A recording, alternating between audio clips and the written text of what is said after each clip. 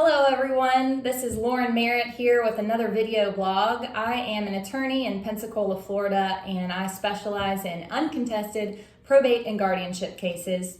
And today, our video blog is going to be in the probate area of law. And today's question is, what are the different kinds of probate? So we're going to go over 4 different kinds of probate proceedings. And I think what I'm going to do is I'm just going to hit the high points, give a general broad description of each type, and then in future videos I'll take them one at a time and go into more detail for each one. So the first type of probate we're going to talk about is a formal administration. And formal administration is what most people think about when they hear probate. It is, as you may guess, it's the most formal type of probate proceeding. It is also the most expensive type of probate proceeding. So in these cases, they can take up to 12 months. A personal representative is appointed. It's appropriate when the probate assets in the estate are $75,000 or more.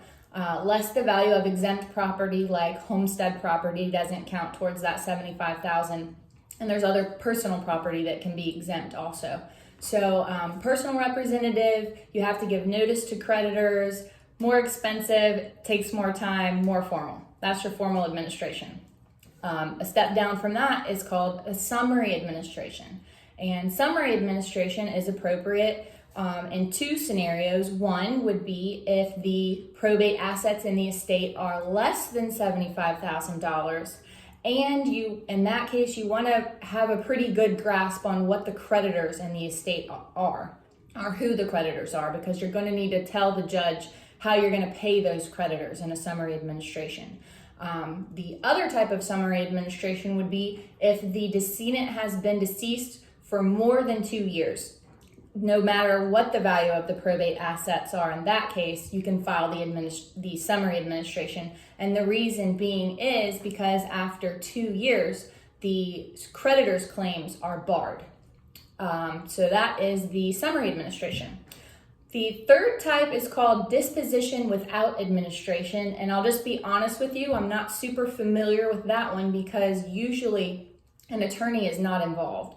If you go to the clerk's office, they can usually give you the form, and that is for smaller estates where there's usually either only exempt personal property in the estate, or if there is non-exempt property, you're just solely seeking reimbursement for funeral expenses up to $6,000 and reimbursement for payment of any of the decedent's last medical bills for their last 60 days of medical bills.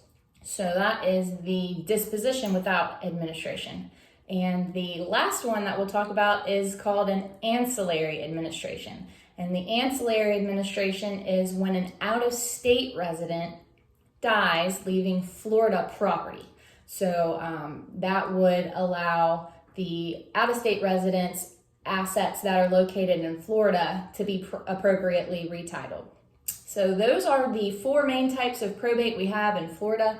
And regardless of what type of administration is appropriate for your case, I do have a survivor checklist that will be helpful. There are a number of steps that it's good to at least review and determine whether you need to take when a loved one dies. So I will post a link at the end of this video to our free survivor checklist, 6 steps to take after a loved one dies in Florida.